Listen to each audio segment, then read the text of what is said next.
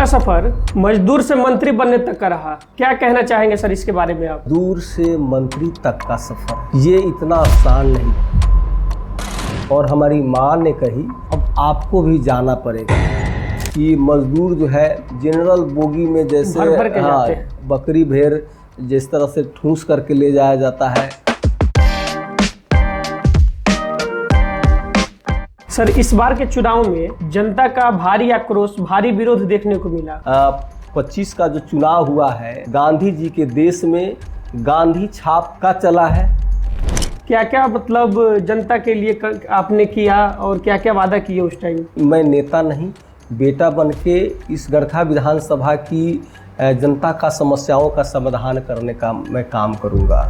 विधायक जी, चुनावी दौर जो चल रहा था उस टाइम में आपका कुछ वीडियो वायरल हुआ था, कुट्टी काटने वाला वीडियो था, दाढ़ी बनाने वाला वीडियो था और भी कुछ इस तरह का वीडियो देखने को मिला था। आपके दिमाग में उस टाइम क्या चल रहा था? इस तरह के काम जो लोग करते हैं उनको लोग लाइक नहीं करते हैं।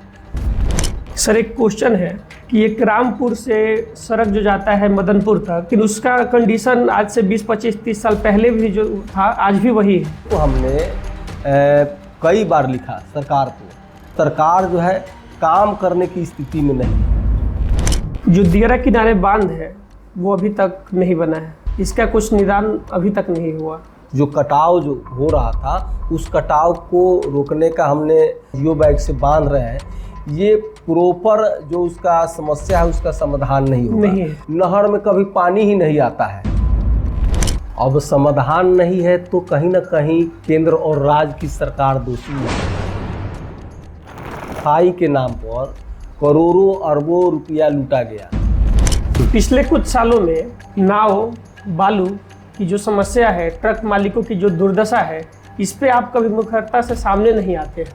नहीं, हमने तो कई बार सवाल को उठाया है। ग्राम पंचायत के वार्ड नंबर 9-10 की एक बहुत बड़ी समस्या है। जो शिव मंदिर है, नाला खराब होने के कारण वो रोड बिल्कुल ख़त्म हो गया कि जो भी पानी होता है सब मंदिर के सीढ़ी पे ही लग जाता है।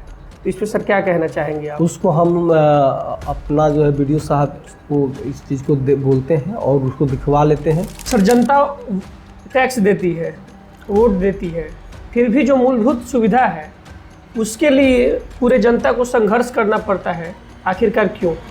ये सरकार दोषी है। सर अभी हाल ही में एक हादसा हुआ है, भरत तिवारी जी का एनकाउंटर हो गया है, इस पे आप क्या कहना चाहेंगे? सोची समझी ये हत्या का साजिश रच करके उनको हत्या किया गया।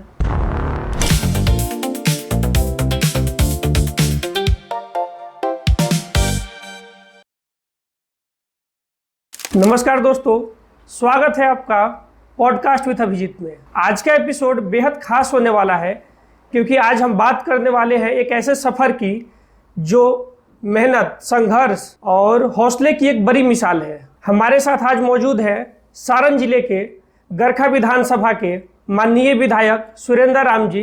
तो चलिए स्वागत करते हैं सर आपका। बहुत बहुत धन्यवाद अभिजीत जी, आपने हमको अपने चैनल में बुलाया, इसके लिए आपको और आपके चैनल को मैं दिल से धन्यवाद देता हूं। आपका सफ़र मजदूर से मंत्री बनने तक का रहा, दौर कठिन रहे होंगे, क्या कहना चाहेंगे सर इसके बारे में आप? मैं देखिए, सबसे पहले तो मैं ये कहूँगा कि मजदूर से मंत्री तक का सफ़र ये इतना आसान नहीं। इसमें हमारे घर परिवार, हमारे माता पिता और गरीबों के मसीहा, जन जन के नेता आदरणीय लालू जी और तेजस्वी जी के वजह से ये, और हमारे गरीबों के मसीहा, जन जन के नेता हमारे भगवान बाबा साहब भीमराव अंबेडकर जी के वजह से ये सफ़र जो है मज़दूर से मंत्री तक का सफ़र ये पूरा हुआ। इतना तो आसान नहीं था, क्योंकि एक गरीब का बेटा, एक किसान का बेटा, यूँ कहिए तो एक मज़दूर के बेटा, स्वयं भी मैं मज़दूरी का काम करता था। जब 1994 में मैट्रिक का परीक्षा देने के बाद में घर की माली स्थिति जब ठीक नहीं मेरा था और हमारी माँ ने कही कि अब आपको गांव के सब लड़के सब लोग जाता है दिल्ली में काम करने के लिए, अब आपको भी जाना पड़ेगा। तो घर की स्थिति को देखते हुए अपनी माँ का बात हमने माना और दिल्ली जा कर के हम मजदूरी का काम खोजने के लिए काफ़ी प्रयास किए। लेबर चौक पर भी गए, लेकिन वहाँ भी मजदूरी का काम नहीं मिला। तो न्यू फ्रेंड्स कॉलोनी में एक बिल्डिंग बन रहा था, वहाँ हमने जा कर के कहा कि हमको काम चाहिए, चूँकि कई दिन से आकर के काम की प्रयास मैं कर रहा हूँ लेकिन काम मिल नहीं रहा है। तो वहाँ बिल्डिंग में रड सरिया बांधने का काम चल रहा था। तो जो ठेकेदारी लिए थे उसने मेरे आग्रह को स्वीकार किए और स्वीकार करने के बाद हमको कहा कि 40 रुपये मजदूरी दिहाड़ी पर, चूँकि वही उस वक्त वहाँ मजदूरी का रेट था, तो 40 रुपये के मजदूरी दिहाड़ी पर हमने काम को स्टार्ट किए। और दिल्ली में भी हमने काम किया, हरियाणा में भी हमने काम किया, और फिर हमने कुछ दिन पश्चिम बंगाल कलकत्ता में भी हमने सिलाई मशीन का, जहाँ पाट पुर्जे का दुकान था, वहाँ भी हमने काम किया। तो ये सफ़र जो है 1994 से लेकर के 2002 तक मेरा वो मजदूरी का काम का सफ़र ये चलता रहा। और यही काम हम वहाँ अपने परिवार का, अपने माता पिता का, अपने घर परिवार का जो है स्थिति ठीक नहीं होने के वजह से ये काम हमको करना पड़ा। इन सारे क्रम में किन किन कठिनाइयों का सामना करना पड़ा आपको? देखिए, सबसे पहले तो अभी उस वक्त भी वही स्थिति था और आज भी लगभग अपने देश में, अपने राज्य में ये स्थिति है, क्योंकि रेगुलर मज़दूरों को मजदूरी भी नहीं मिलता है। और मजदूरी कराने के बाद भी क्योंकि मजदूरी लोग देता भी नहीं था। आज भी बहुत सारे जगह जो आप देखिएगा, काम करने वाले लोगों से काम करा लिया जाता है, काम कराने के बाद मजदूरी नहीं मिलता है। तो उस तरह से मेरे भी जीवन में इस तरह से जब हम काम करते थे तो मेरे भी जीवन में इस तरह का आया। कई ठेकेदार जो है काम कराया, काम कराने के बाद हमें पैसा नहीं दिया और हम लोग इसकी शिकायत आगे हम लोग पहुँचाए, लेकिन त्वरित उसका समाधान नहीं होता है मज़दूरों के साथ। इसके वजह से रोज़ का मजदूरी छोड़ करके, या फिर आप जब मजदूरी का काम करते हैं रेगुलर वे में काम कहीं नहीं करने के बाद में वहाँ से ठेकेदार काम छुड़वा देता है। तो स्थिति ये होता है कि जहाँ मजदूरी का पैसा बकाया रह गया तो या तो उसके यहाँ मांगने जाइएगा, तो मांगने जब जाइएगा तो इधर काम छूट जाता है। तमाम तरह की परेशानियाँ वहाँ होता है जो लोग मजदूरी का काम करते हैं। चूँकि बिहार की स्थिति अभी तक हम लोग यही देखे हैं और देख भी रहे हैं कि बिहार में तमाम तरह की दावे किया जाता है कि बिहार को विकसित राज्य हम बना देंगे, बिहार के लोगों को पलायन नहीं करना पड़ेगा, बिहार में ही कल कारखाने खुलेंगे। तो ये स्थिति जो है आने वाली सरकार या वर्तमान जो सरकार जो रही है, पीछे सरकार, ये सब लोग इस तरह की बात करते हैं, लेकिन प्रॉपर वे में मास्टर प्लान में यहाँ से पलायन रोकने का कोई व्यवस्था नहीं हो पाया। इसलिए आज भी देखिएगा कि मजदूर जो है जनरल बोगी में जैसे जनरल बोगी में जैसे आप माल बकरी भेड़ जिस तरह से ठूंस करके ले जाया जाता है, तो उस तरह से आज भी लोग मजबूरी में जनरल बोगी में लोग जाते हैं, जाने को मजबूर हैं। ये स्थिति इस सरकार की है। तो ये सरकार जो है कहीं भी आज भी कोई इसका मास्टर प्लान नहीं है कि कितने लोग बिहार से बाहर जा रहे हैं मजदूरी करने के लिए, काम करने के लिए। कोई सरकार के पास में आंकड़ा नहीं है। सही बात है। अभी आप बिहार सरकार से पूछिएगा कि बिहार से बाहर जाने वाले जो मजदूर क्लास के लोग हैं किस राज्य में कितना उनकी संख्या है। पंजाब में कितना है, दिल्ली में कितना है, गुजरात में कितना है, महाराष्ट्र में कितना है, केरल में कितना है, कर्नाटक में कितना है, पश्चिम बंगाल में कितना है, उड़ीसा में कितना है, मध्य प्रदेश में कितना है। वो सरकार के पास में कोई आंकड़ा नहीं है, कोई डाटा नहीं है उनके पास। हाँ। और सबसे बड़ा चीज़ है कि यहाँ से जो भी मजदूर जाते हैं उनके पास में वो स्किल्ड वर्क के रूप में यहाँ कोई ट्रेनिंग उनको मिला नहीं है। ताकि स्किल्ड का प्रॉपर वे ट्रेनिंग हो जाए तो कोई मजदूर यदि बाहर जाते हैं तो उनकी मजदूरी जो है स्किल्ड लेबर का उसको मिलेगा। सही बात है। तो स्थिति ये है कि घर की स्थिति ठीक नहीं रहता है, काम करना ज़रूरी है, तो काम कहीं बिहार में मिलता नहीं है, तो लोग जो है ना यहाँ से पलायन करते हैं। जो जिसको काम मिला, ठेला रिक्शा चलाना या फैक्ट्री में काम करना या निर्माण श्रमिक के रूप में काम करना, तो ये कहीं भी जो काम मिलता है तो लोग करने को मजबूर हो जाते हैं। तो ये हम तो यही कहेंगे, वर्तमान की जो बिहार की सरकार है सभी गांवों में एक मजदूरों का सर्वे करा ले, और गांवों में सर्वे कराने के बाद में हर पंचायत में लोगों को स्किल्ड करने का योजना बनाए। जब आपके मजदूर जो स्किल्ड हो जाएंगे तब आपका मजदूर अपने देश के राज्य हो या फिर दूसरे देशों में यदि जाएंगे तो उनको आसानी से काम भी मिल जाएगा, और उसके बाद में उनको मजदूरी का रेट भी सही मिलेगा। आप देखेंगे इस मामले में केरल, कर्नाटक जो दक्षिण की राज्य है वो लोग भी काम करते हैं, दूसरे राज्यों में जा कर के काम करते हैं, लेकिन वो लोग स्किल्ड वर्कर के रूप में वहाँ स्किल्ड का वहाँ प्रॉपर ट्रेनिंग कराया जाता है, और वो जब जाते हैं तो उनकी आंकड़ा वहाँ सरकार के पास में रहता है कि कौन सा पंचायत से किस घर से वर्कर जो काम करने गए, किस राज्य में गए, किस देश में गए।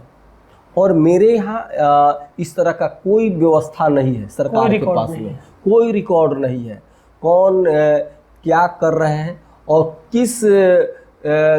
कौन से लोगों के पास में क्या हुनर है, ये भी जानकारी नहीं है सरकार के पास में। तो ये बुरा स्थिति है इस सरकार की, और ये कहीं ना कहीं ये सरकार पलायन रोकने में या आप कहीं ना कहीं स्किल डेवलपमेंट में बेहतर काम नहीं करने की वजह से असफल है। बेहतर काम नहीं करने की वजह से यहाँ के नौजवानों को, यहाँ के मजदूरों को काफ़ी कठिनाइयों का सामना करना पड़ रहा है। सर, कैसा महसूस होता है मजदूर से मंत्री बनने के बाद? मजदूर से मंत्री या मजदूर को विधानसभा, विधान परिषद या एमपी बनाना कोई बनाने का काम किए वो आदरणीय लालू जी किए। आप देखेंगे कि मुन्नी रजक हो, सुरेंद्र राम हो, या आप देखिएगा कि भगवतिया देवी, इन सबको उन्होंने सही जगह पहुंचा करके उस समाज को संदेश देने का काम किए। तो ऐसा काम बाबा साहब के बाद कोई दूसरा कोई काम कर रहे हैं तो वो है आदरणीय लालू जी। तो हम लोग लालू जी को भगवान मानते हैं, क्योंकि उनके वजह से ही ये सफ़र पूरा हुआ। सर, इस बार के चुनाव में जनता का भारी आक्रोश, भारी विरोध देखने को मिला। इसके बाद भी आप भारी बहुमत से जीत हासिल करके सामने आए, इसके बारे में आप क्या कहेंगे? देखिए, हमारे गरखा विधानसभा के सम्मानित जनता माली को मैं दिल से धन्यवाद देता हूं कि जो जिस स्थिति में आप देखे होंगे कि 2025 का जो चुनाव हुआ है, गांधी जी के देश में गांधी छाप का चला है, लेकिन गांधी छाप के इस आंधी में भी गरखा के सम्मानित जनता ने सही निर्णय लेते हुए मेरे जैसा लोग को उन्होंने जिताने का काम किए। इसके लिए मैं गरखा विधानसभा के सम्मानित जनता माली को मैं दिल से धन्यवाद देता हूँ। सर, इस बार का जो चुनावी दौर रहा, इसमें आप जनता से मिले, क्या क्या मतलब जनता के लिए आपने किया और क्या क्या वादा किए उस टाइम? देखिए, हमने पहले भी इस बात को 2020 में हमने कहा कि मैं नेता नहीं, बेटा बन के इस गरखा विधानसभा की जनता का समस्याओं का समाधान करने का मैं काम करूंगा। हमने ये भी कहा था कि मैं दूज का चांद नहीं, पूर्णिमा की चांद बनकर के हमेशा लोगों के बीच रहूँगा। तो वही हमने काम किया। आप देख रहे होंगे कि गरखा का पुल जो अंग्रेज़ों के ज़माने का बना हुआ पुल था, उसके वजह से लोगों को वहाँ आए दिन जाम की समस्या बना रहता था। तो हमने गरखा पुल को हमने देने का काम किए। गरखा में ITI आया, गरखा में और जो है आपका औढ़ा जाने वाला पुल, रामपुर का मही नदी पर, गंडकी नदी पर पुल, उसके बाद में चिंतामणगंज में पुल, उसके बाद में दियरा क्षेत्र में आप देखिएगा तो दियरा क्षेत्र में कुतुबपुर दियरा जो सूरतपुर से एकौना जाने वाला रोड, उसको हमने बनवाने का काम किया, तटबंधन कराने का काम किए। तो तमाम तरह की काम जो है ज़मीन पर रह करके लोगों की समस्या को सुन करके सरकार से लड़ करके जनता का काम हमने करवाने का काम किए, और आगे भी जनता से जुड़ करके और जनहित का जो काम होगा उसको हम आगे भी करने का काम करेंगे। विधायक जी, चुनावी दौर जो चल रहा था उस टाइम में आपका कुछ वीडियो वायरल हुआ था, जो कि ये कुट्टी काटने वाला वीडियो था, दाढ़ी बनाने वाला वीडियो था, और भी कुछ इस तरह का वीडियो देखने को मिला था। आपके दिमाग में उस टाइम क्या चल रहा था? देखिए, कभी कभी होता क्या है कि नीचे से जो लोग ऊपर चले जाते हैं तो इस चीज़ को भूल जाते हैं, और जो इस तरह के काम जो लोग करते हैं उनको लोग लाइक नहीं करते हैं। लेकिन देखिए, चाहे मजदूरी का काम करने वाले लोग हों, चाहे किसानी का काम करने वाले लोग हों, चाहे नाई हजामत का काम करने वाले लोग हैं, सभी लोग भारत निर्माण में उनका योगदान है। समाज में उन सब लोगों का बहुत बड़ी अहमियत है। तो इसलिए हमने आप देखे होंगे कि कुम्हार का कुम्हार भाई के यहाँ जाकर के मिट्टी का बर्तन हमने बनाने का काम किए। उसके बाद में चारा का कुट्टी हमने गरासी से काटने का काम किए। उसके बाद में नाई भाई के यहाँ जाकर के दाढ़ी बनाने का काम किए। उसके बाद हमने बिंद भाई के यहाँ जाकर के बांस का जो है छैटी बिंदने का हमने काम किया। तो समाज को एक ये संदेश हमने दिया कि समाज में सबकी सहभागिता है और सब लोगों का योगदान है, तभी ये समाज हम लोगों का चल रहा है। तो हमने ये कहा कि इन सारे चीज़ों पर सरकार को हमने फोकस दिलाने का काम किए कि इन सारे जगह जो है उनको स्किल्ड यदि कर दीजिएगा तो दौरी छैटी बड़े कि नए डिजाइन, नए तरीक़ा से यदि बिनने का काम करेंगे तो दूसरे देशों में दौरी छैटी जाएगा, मिट्टी की बर्तन जाएगा। तो इससे क्या होगा कि जो उस तरह के जो काम करने वाले लोग हैं उनकी स्किल्ड का बढ़ावा होगा, उनकी उत्पाद दूसरे राज्य, दूसरे देश में बिकेंगे, तो उनकी आर्थिक जो है जो स्थिति समृद्ध होगी, उनका स्थिति सुधरेगा। तो ये सब चीज़ जो हमने किया ताकि सरकार को उस पर ध्यान जाए। सर, एक क्वेश्चन है कि एक रामपुर से सड़क जो जाता है मदनपुर तक, वो लगभग 6 पंचायत का सड़क है, रेगुलर यूज में रहता है, लेकिन उसका कंडीशन आज से 20, 25, 30 साल पहले भी जो था आज भी वही है, उसमें कोई सुधार नहीं हुआ है। देखिए, हमने रामपुर से लेकर के जो मदनपुर बिनटोली जो है उसके बाद में वही रोड आपका यहाँ जो डोरीगंज को जोड़ता है, वही रोड जो है वहाँ उठिया को जोड़ता है। तो उस रोड को हमने कई बार लिखा सरकार को कि अति उपयोगी रोड है, इसको बनाया जाए। लेकिन सरकार की स्थिति जो है आप देख रहे होंगे कि सरकार जो है दिवालिया स्थिति में है और सरकार जो है काम करने की स्थिति में नहीं है। और आप देखिएगा कि जो भी ठेकेदार पहले से जो काम कर लिए हैं, तो जो काम किया उनको पैसा भी मिलना चाहिए। तो अब है काम करने के बाद भी ठेकेदार को पैसा नहीं देना, तो इससे स्पष्ट होता है कि ये बिहार की सरकार जो है अब दिवालिया स्थिति में है। अब ये सरकार काम कराने के बाद भी ठेकेदारों को पैसा नहीं मिल रहा है, मजदूरों को पैसा नहीं मिल रहा है। तो वहाँ की रोड को हमने दिया है, आगे देखिए सरकार क्या करती है। जो दियरा किनारे बांध है वो अभी तक नहीं बना है, और जो पावन हम लोग की गंगा नदी है उसमें जो नाला बह रहा है इसका कुछ निदान अभी तक नहीं हुआ।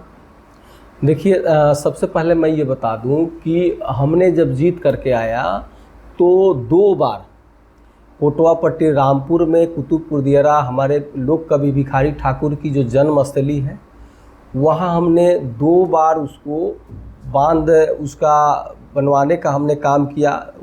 जो कटाव जो हो रहा था उस कटाव को रोकने का हमने लिखा था, उस पर 2 बार काम हुआ है। हमने ये सरकार से हमने कहा, जल संसाधन विभाग से, कि ये जो बालू और मिट्टी डाल करके जो आप बोरा से बांध रहे हैं, जियो बैग से बांध रहे हैं, ये प्रॉपर जो उसका समस्या है उसका समाधान नहीं होगा। नहीं है। उसमें बोल्डर पिचिंग होना चाहिए और वहाँ बांध होना चाहिए।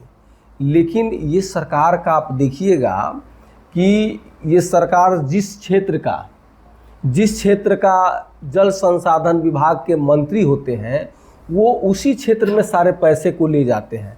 आप देखिएगा कि सारण कमिश्नरी में कहीं से भी माने कोई विशेष कोई सरकार का ध्यान ही नहीं है। आप यहाँ देखिएगा किसानों के लिए जो नहर जो है बना हुआ है, नहर में कभी पानी ही नहीं आता है। सही बात। कभी पानी नहीं आता है। जब सभी खेतों में पानी जब भर जाता है तो उस वक्त बाढ़ वाला पानी उसमें आता है।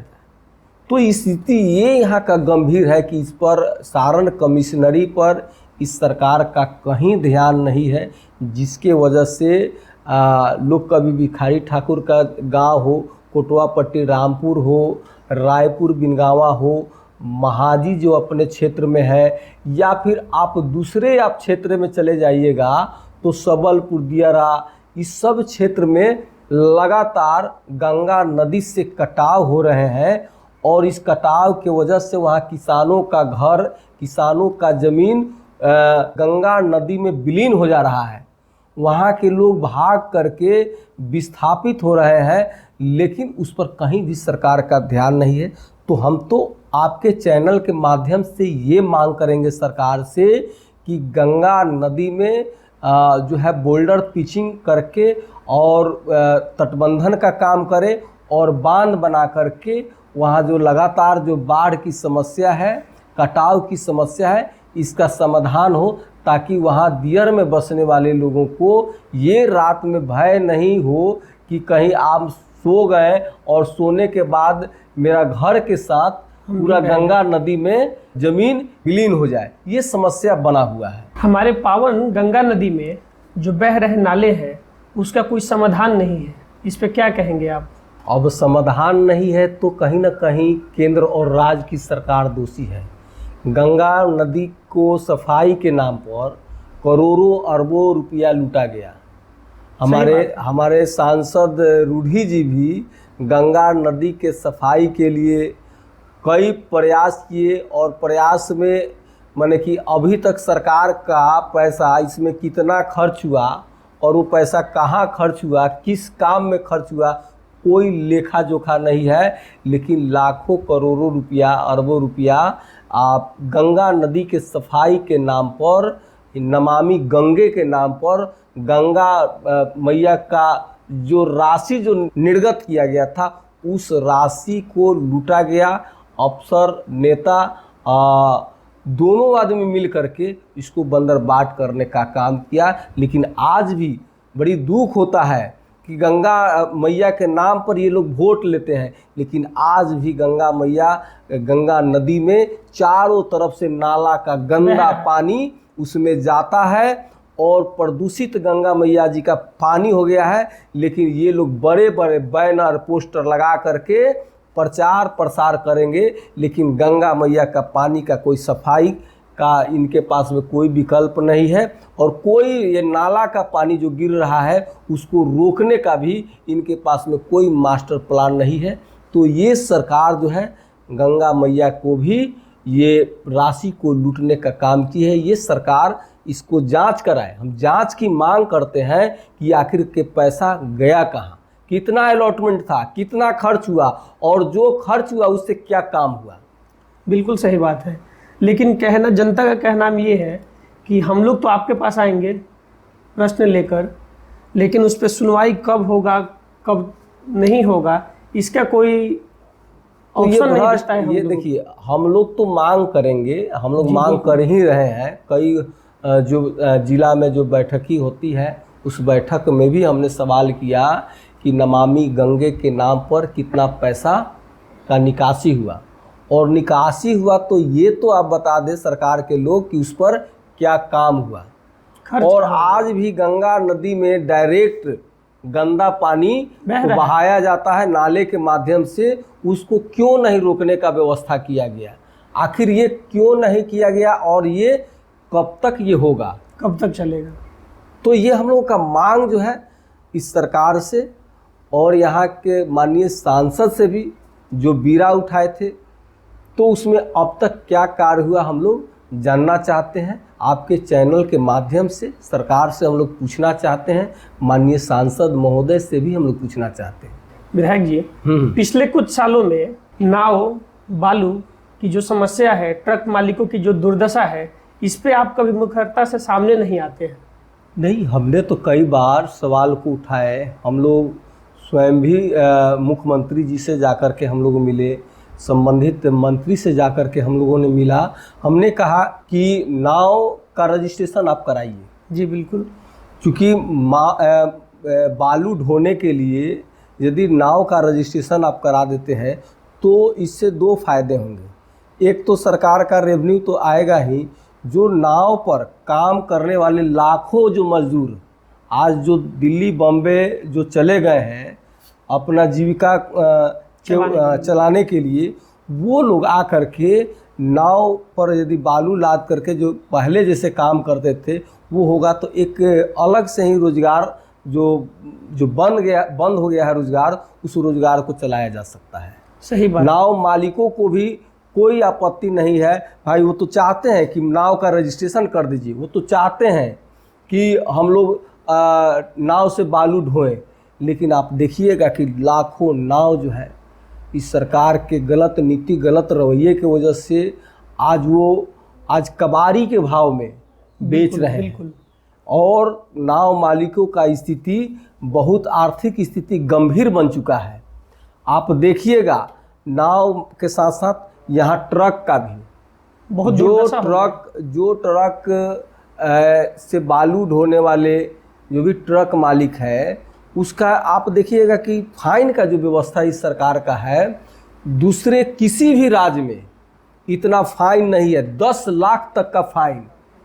तो आप फाइन जो व्यवस्था किए हैं, तो आप मान लेते हैं कि बालू को इलाद करके चला वहाँ से, अब 5 क्विंटल बालू ओवर हो गया, तो 5 क्विंटल बालू हो सकता है कि बारिश हो गया, बारिश के वजह से उसमें वजन बढ़ गया, पानी से वजन बढ़ गया, और उसको आप चेक कराइएगा तो 5 क्विंटल 10 क्विंटल बढ़ा हुआ रहेगा, तो उस पर भी 10 लाख का फाइन। तो फाइन का सिस्टम भी इस सरकार का गलत है। यदि मान लेते हैं कि 10 क्विंटल बालू उसमें अधिक आ गया किसी ट्रक में, तो 10 क्विंटल का जो दर होना चाहिए, बालू का जो रेट होना चाहिए, उसका रेट को गुना करके आप उससे ले लीजिए। सही बात। 2000 हो, 4000 हो, 5000 हो, इतना फाइन होना चाहिए। अब एक साथ 10 लाख फाइन किया जा रहा है, जिसके वजह से ट्रक मालिकों का कमर टूट जा रहा है और थाना में ही गाड़ी जो है सड़ जा रहा है। वो अपना गाड़ी का फाइन दे करके छुड़ाने में की स्थिति में नहीं है यहाँ के ट्रक मालिक। तो स्थिति ये मिला जुला करके बहुत ही गंभीर है, और इसके लिए हमारे नेता आदरणीय तेजस्वी जी और हम लोग लगातार नाव मालिकों के लिए, ट्रक मालिकों के लिए हम लोग संघर्ष कर रहे हैं, लेकिन ये सरकार सुन नहीं रही है। लेकिन हम लोगों का संघर्ष जो है जारी रहेगा, क्योंकि संघर्ष यही है हम लोगों का कि नाव को रजिस्ट्रेशन करके नाव को चलाइए बालू में, और ट्रक का जो फाइन है उसको फाइन को भी आप रिफाइन कीजिए, कम कीजिए, ताकि नाव मालिक भी, ट्रक मालिक भी जी सके। सही बात है। विधायक जी, वार्ड नंबर 13 बंगाली बाबा का जो गेट है, वहाँ से जो रास्ता गया है दिघी क्रॉस करते हुए जो आगे सड़क को मिलाता है, हाँ, उसका स्थिति लगभग 25-30 साल से एक ही है। अभी उसमें कुछ सुधार हुआ है, मिट्टी वगैरह भरा गया है, लेकिन वहाँ जो बगल में नाली नहीं है, तो वहाँ का सारा पानी गंगा जी में जाता है अभी भी कंटिन्यू। तो उस पर क्या कहना चाहेंगे आप? देखिए, इस जिला में को देखिएगा, रोड के मामले में तो सबसे खराब रोड वही था। सही बात। तो वहाँ उस रोड में हमेशा 3 से 4 फीट पानी लगा हुआ रहता था, रोड पर पानी। हाँ, उसमें देखिए, उसमें हुआ ये था कि एकदम जर्जर रोड था। सही बात। जिसको हमने लिखा था, उसको हमने प्रयास किया। प्रयास करने के बाद में आधा रोड बन गया। आधा रोड के लिए हम लोग लगातार प्रयास किए और उस प्रयास का फल तो नहीं मिला, लेकिन आपका वीडियो को हम लोगों ने देखा और पुनः हमने प्रयास किया और उस प्रयास का नतीजा है कि पुनः उसमें मिट्टी फिलिंग का कार्य हो रहा है और उसको हमको लगता है कि आने वाला समय में 10-15 दिन में वो कार्य पूरा हो जाना चाहिए। तो ये अच्छी है, लेकिन सिर्फ रोड का काम हो रहा है। आगे नाला की उसमें और ज़रूरत पड़ेगा, तो आगे उसके लिए भी हम लोग प्रयास कर रहे हैं। जी बिल्कुल, बहुत बहुत धन्यवाद आपका कि मेरे वीडियो के जरिए आप लोग ने उस रोड को बनवाया, क्योंकि बहुत लोगों का शिकायत था और उधर के जितने भी जनता थे काफ़ी आक्रोश में थे। जब हम वीडियो बनाने गए थे कि सब कोई आता है इलेक्शन के टाइम वोट मांगने, उसके बाद ना कोई मिलने आता है ना कभी रोड बनता है, तो हमने बोला था उनको कि हम जहाँ तक कोशिश होगा हम कोशिश करेंगे। और बहुत खुशी हुआ कि 2-3 दिन के बाद ही देखे कि उसमें काम लग गया। तो इसके लिए तहे दिल से आपका धन्यवाद हम करते हैं। शुक्रिया। चिरांद पंचायत के वार्ड नंबर 9-10 की एक बहुत बड़ी समस्या है। जो शिव मंदिर है वहाँ का जो नाला है उसके बगल में एक रोड हुआ करता था, जो रोड नाला खराब होने के कारण वो रोड बिल्कुल ख़त्म हो गया और नाला इतना टूट गया है कि जो भी पानी होता है सब मंदिर के सीढ़ी पे ही लग जाता है और उधर जो निकासी है नाले का वो है ही नहीं। तो जल जमाव इतना हो जाता है कि शादी वादी में भी बहुत परेशानी होता है, पूजा वूजा के टाइम में भी इतना परेशानी होता है कि काफ़ी मशक्क़त करने के बाद भी कुछ ना कुछ उसमें पानी छूट जाता है, जो कि पूजा करने वाले जितने भी लोग जाते हैं उनके पैरों में वो पानी लगता है। तो कहीं ना कहीं ये हम लोग के ऊपर ही आता है। तो इस पर सर क्या कहना चाहेंगे आप? उसको हम अपना जो है वीडियो साहब को इस चीज़ को बोलते हैं और उसको दिखवा लेते हैं और उसका नाला की जो समस्या है उसको हम समाधान करने का काम करेंगे। बहुत जल्द ही होगा वो। बहुत बहुत सर, गरखा बाज़ार की जो बदहाली है उस पर आप क्या कहना चाहेंगे? क्योंकि गरखा बाज़ार आपके क्षेत्र के करीब है। नहीं, गरखा बाज़ार हम लोगों के क्षेत्र में है और गरखा बाज़ार में तो एक तो पहले सकरा पुल जो था अंग्रेज़ों के ज़माने का, उसको हम लोगों ने बनाया तो कुछ समस्या का समाधान हुआ। फिर हमारा महागठबंधन की जब सरकार बनी तो आदरणीय तेजस्वी बाबू ने गरखा बाज़ार में जो आए दिन जो जाम की समस्या जो था उसको समाधान के लिए गरखा बाईपास भी बन रहा है। तो ये गरखा बाज़ार का जो जाम की समस्या है, अब ये पुल और बाईपास यदि पूर्ण हो जाते हैं तो गरखा बाज़ार की ये जाम की समस्या खत्म हो जाएगा। अनेकों लोगों को बनते बिगड़ते देख इतिहास से भविष्य तक परिवर्तन होते देखता रहा ऐतिहासिक तपसी सिंह मैदान आज भी खुद को सजते संवरते देखने को ललायित रह गया। इस पे आप क्या कहना चाहेंगे विधायक जी? देखिए, सबसे पहले तो हम ये कहेंगे कि तपसी सिंह उच्च विद्यालय का जो ग्राउंड है जी, ग्राउंड में स्टेडियम बनना चाहिए। इसके लिए हम लोग कई बार मांग भी किए हैं और अभी तक इस सरकार के पास में उसका कोई जवाब नहीं आया है। तो हम तो ये कहेंगे, क्योंकि आप देखे होंगे कि चुनाव का आचार संहिता लगने से पहले वहाँ के लोग हमारे यहाँ आए हुए थे कि वहाँ जो फुटबॉल का जो गोल वाला जो ये होता है वो ख़राब हो गया था। तो हमने वहाँ के लोगों से मिल कर के उसको बनवाने का काम किए, लेकिन अब भी वो सारी समस्या का समाधान नहीं है। लाइट का पूरा प्रॉपर व्यवस्था नहीं है, स्टेडियम होना चाहिए। तो इस सब चीज़ के लिए हम सरकार से मांग करेंगे कि वहाँ एक स्टेडियम होना चाहिए और स्टेडियम यदि बन जाएंगे तो वहाँ जो खेल का जो है खिलाड़ी जो है सही ढंग से वहाँ उस मैदान में खेल पाएंगे। Long jump, high jump, football और तमाम तरह की जो खेल जो है उस स्टेडियम में जाकर के वो लोग खेलेंगे और जिस सपना के लिए वो खेल रहे हैं उनकी सपना को साकार भी होगा। वो विधायक जी, बात ऐसा है कि पिछले 2-4 साल में अब जो हम लोग के आसपास के जितने भी क्षेत्र हैं, यहाँ की बच्चियाँ आगे आ रही हैं, कंपटीशन एग्ज़ाम को फेस कर रही हैं और नौकरी भी हो रहा है उन लोगों का। लेकिन समस्या इन लोगों के साथ ये है कि फिजिकल का जो तैयारी है उसको करने के लिए 3 किलोमीटर 4 किलोमीटर चल के जाना पड़ता है, या अपने साधन से जाता है ये लोग खलपुरा ग्राउंड में सुबह के समय में। कुछ देर बाद वहाँ बच्चे आ जाते हैं दौड़ने वाले, तो इन लोग को दिक्कत होता है। और जब हमारे क्षेत्र में इतना अच्छा ग्राउंड है, इतना अच्छा मैदान जब है, तो अगर इसमें लाइट का व्यवस्था हो जाता और सुव्यवस्थित हो जाता ये सब, तो इन सब चीज़ों से उन लोग को राहत मिलता और वो लोग अच्छे से तैयारी कर पाते और आगे बढ़ पाते। तो उसको हम लोग एक बार जा कर के मुआयना कर लेंगे और हम लोगों के जो मुख्यमंत्री क्षेत्र विकास का जो इंजीनियर होते हैं उनसे भी हम लोग राय सलाह लेकर के वहाँ जो हो सकेगा उसको हम लोग करने का प्रयास करेंगे। और लाइट का जो हम लोगों के यहाँ जो फंड होता है उसमें व्यवस्था नहीं है, अभी तक तो सरकार नहीं दिया है।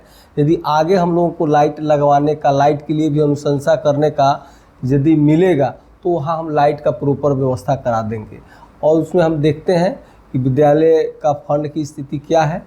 यदि प्रॉपर में उसमें पैसा होगा तो विद्यालय फंड से भी हम लोग लाइट जो होगा और उसके हिसाब से हम लोग लगवाने का काम करेंगे। विधायक जी, ऐसा कौन सा वादा है आपका जो पूरा न कर पाने का मलाल आज भी है? देखिए, हम लोगों का जो नाव की समस्या है, बालू की समस्या है, ट्रक का जो फाइन की समस्या है, हम लोगों को आज भी मलाल है कि नाव, बालू और बालू से जुड़े हुए व्यवसायी लोगों का ये समस्या जो है इसको समाधान हम लोग नहीं करा पाए, क्योंकि सरकार का गलत नीति, गलत रवैया की वजह से ये समस्या हम लोगों का समाधान नहीं हो पाया। लेकिन प्रयास हमने और हमारे नेता आदरणीय तेजस्वी बाबू और लालू जी हमारे नेता, ये सब लोगों ने आज भी नाव से जुड़े हुई मामला, बालू से जुड़ा हुआ मामला, ट्रक का फाइन का मामला की जो समस्या है इसका समाधान कराना हम लोग चाहते हैं, लेकिन सरकार की गलत नीतियों की वजह से ये नहीं हो पाया। ये हम लोगों को अफसोस है, मलाल आज भी है। सर, आज के परिवेश में सो कॉल्ड प्रोटोकॉल के नाम पे जनता और नेताओं के बीच की जो दूरी है वो काफ़ी ज़्यादा बढ़ गई है, इस पे आपकी क्या राय है? देखिए, हम तो यही कहेंगे कि एक समय था जो आदरणीय लालू जी ज़मीन से जुड़े हुए, जनता से जुड़े हुए लोगों को टिकट देते थे और जनता उनको चुनाव करके भेजती भी थी। तो ज़मीन से जुड़े हुए लोग, जनता से जुड़े हुए लोग जब चुन करके जाते थे और पार्टी का अपना विचारधारा से जुड़ करके रहते थे, तो सीधे आम जनता की समस्या और आम जनता से जुड़ करके जो नेता रहते थे तो आम जनता का विकास का भी कार्य होते थे। अभी तो स्थिति ये बन गया कि राम जी के नाम पर, हिंदू मुस्लिम के नाम पर, धर्म के नाम पर चुनाव होता है और आप धर्म के नाम पर, जाति के नाम पर, राष्ट्रवाद के नाम पर चुनते हैं। तो उसके बाद चुन देने के बाद में जनता खोजते रह जाती है अपनी समस्या के समाधान के लिए और उन तक, चुने हुए प्रतिनिधि तक पहुंच नहीं पाते हैं। आप देखे होंगे कि हम लोगों के यहाँ का जो सांसद है, आप देखिएगा कि आप अपनी समस्याओं को ना तो उनसे फ़ोन के माध्यम से समस्या का समाधान करा सकते, चूँकि आप उनसे, आपका बात फ़ोन से भी नहीं होगा, वो जनता के बीच में आते भी नहीं हैं, जनता की समस्याओं को सुनते भी नहीं हैं। तो इसके वजह से आज के समय में ये जो चुनाव जो हो रहे हैं, धर्म के नाम पर, जाति के नाम पर, हिंदू मुस्लिम के नाम पर, राष्ट्रवाद के नाम पर जो मुद्दे हैं, उस मुद्दा पर जब चुनाव होते हैं तो मुद्दा चुनाव में आते हैं और चुनाव जैसे ही हो जाते हैं ये सारे मुद्दा लेकर के आने वाले लोग जो है मिस्टर इंडिया हो जाते हैं। तो ये स्थिति बन गया है। तो सही दिशा, सही सोच वाले पार्टी कोई है तो वो है राष्ट्रीय जनता दल है। राष्ट्रीय जनता दल हमारे आदरणीय नेता लालू जी, आदरणीय नेता हमारे तेजस्वी जी। तो हमारा विचारधारा जो है समाजवाद विचारधारा, तो समाजवाद विचारधारा है सीधे जनता से जुड़ करके जनता की समस्याओं को सुनना और उसका समाधान कराना और ऊंच नीच का भेदभाव को ख़त्म करना और सर्वमुखी विकास करना ही हम लोगों का विचारधारा से जुड़ा हुआ है। इसलिए आप देखे होंगे कि राष्ट्रीय जनता दल के जो भी हो, विधायक नेता जो भी हो, जनता से जुड़ करके रहते हैं और सीधे लगाव। हम तो डायरेक्ट फ़ोन मेरे यहाँ आता है और डायरेक्ट हम फ़ोन उठाते, मेरा कोई पीए नहीं उठाता है, मेरा कोई ड्राइवर नहीं, मेरा कोई गार्ड नहीं, सीधे हम फ़ोन उठाते हैं और जनता की समस्याओं को सुनते हैं और क्षेत्र में घूमते रहते हैं। तो बिल्कुल इस तरह के जो लोग होते हैं सीधे जनता से अटैचमेंट में रहते हैं।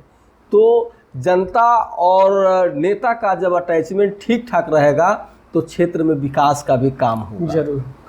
तो ऐसे ही लोगों को चुनाव करने की ज़रूरत है, क्योंकि आप अपना प्रतिनिधि, आपके बीच का प्रतिनिधि, आपके बीच में रहने वाला प्रतिनिधि, आपका सुनने वाला प्रतिनिधि, आपकी समस्याओं का समाधान करने वाला प्रतिनिधि को आप चुनेंगे तो आपके बीच में रह करके विकास के कार्य जरूर करेंगे, आपकी समस्याओं का समाधान भी करेंगे। सर, जनता टैक्स देती है, वोट देती है, फिर भी जो मूलभूत सुविधा है उसके लिए पूरे जनता को संघर्ष करना पड़ता है, आखिरकार क्यों? देखिए, कहीं ना कहीं ये जो 20 साल से ज़्यादा की ये जो सरकार है, ये सरकार दोषी है। सरकार मास्टर प्लान के तहत कोई योजना नहीं बनाती है। कहाँ रोड होना चाहिए, कहाँ बिजली होना चाहिए, कहाँ नाला होना चाहिए, कहाँ लोगों की क्या समस्या है, तो ये सरकार जो है सही ढंग से जब काम नहीं करती है तो लोगों की समस्याएं बढ़ती है। टैक्स तो हम देते हैं, टैक्स तो देते हैं, लेकिन टैक्स का सही योजना बना करके धरातल पर नहीं उतारने के वजह से लोगों की समस्या, वो समस्या ही बना रह जाता है, उस समस्या का समाधान नहीं हो पाता है। तो कहीं ना कहीं ये सरकार दोषी है, और सरकार जब दोषी है तो इस पर सरकार को विचार करना चाहिए कि जनता की टैक्स के पैसा जो है वो सही सही योजना बना करके धरातल पर उतारने की ज़रूरत है, तभी जनता की समस्याओं का समाधान हो। बिल्कुल। विधायक जी, वर्षों से लंबित मूलभूत सुविधा जो नहीं मिली है, इसका जिम्मेदार कौन है? सरकार या अधिकारी? सरकार दोषी है, सरकार के ही अधिकारी होते हैं। जी बिल्कुल। तो कहीं ना कहीं ये सरकार दोषी है कि अपने अधिकारियों से वो काम नहीं ले पाते हैं, या सरकार के अधिकारी काम नहीं करते हैं, तो कहीं ना कहीं ये सरकार दोषी है। लेकिन मेरा सवाल एक आपसे है पर्सनली, कि एक गांव के जितने भी प्रतिनिधि होते हैं उनका कुछ दायित्व तो नहीं बनता है कि अगर कोई काम रुका हुआ है तो उसको वो लोग कराएं? देखिए, जिम्मेवारी तो सबकी है। जी बिल्कुल। आम जनता से लेकर के जनता के जो प्रतिनिधि हैं, छोटे बड़े जो भी हैं, सबकी जिम्मेवारी है, और सबसे ज़्यादा किसी का जिम्मेवारी और जवाबदेही है तो सरकार की जिम्मेवारी और जवाबदेही होता है। तो सरकार का सही मंशा नहीं होने के वजह से सही काम नहीं कर पाती है, जिसके वजह से आम जनता की समस्याओं का समाधान नहीं हो पाता है। विधायक जी, वहाँ तक आवाज़ उठाएगा कौन? हम लोग तो आएंगे आपके पास। देखिए, आवाज़ तो हम लोग विपक्ष के हैं तो उठाते ही हैं। जी बिल्कुल। और जनता हमसे सवाल करती है, उस सवाल को हम लोग सदन तक ले जाते हैं, हम लोग सरकार को घेरने का काम करते हैं। लेकिन ये सरकार जनता की समस्याएं और हम लोगों की जो मांग होता है उसको सुनकर भी इग्नोर करती, अनसुना कर देती है, जिसके वजह से जनता की समस्याओं का समाधान नहीं हो पाता है। विधायक जी, अभी के समय में आपके क्षेत्र में जनता से लाइव वोट कराया जाए तो क्या आपको उम्मीद है कि जनता आपको फिर से चुनेंगी?